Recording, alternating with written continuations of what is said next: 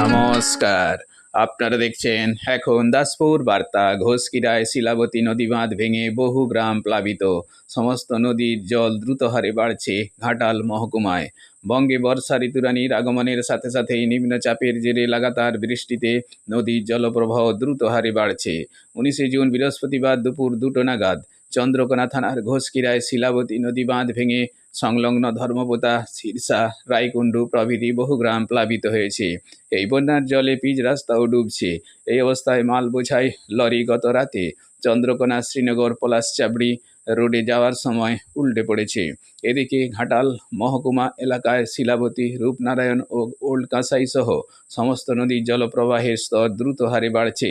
20 June সকাল 8টাতেই শিলাবতীর মাকা পয়েন্টে জলপ্রবাহ 16.05 মিটার ছাড়িয়েছে, যা অস্বাভাবিক মাত্রায় পৌঁছচ্ছে। অপরদিকে শিলাবতী গাদিঘাট 6.65 মিটার, রূপনারায়ণের বন্দর পয়েন্টে 5.90 মিটার, রানীচকে 4.30 মিটার, গোপীগঞ্জে 2.50 মিটার এবং ওল্ড কাঁসাইয়ের কলমিজোড় পয়েন্টে মিটার গেজ পাট 7.90 মিটার ছাড়িয়েছে।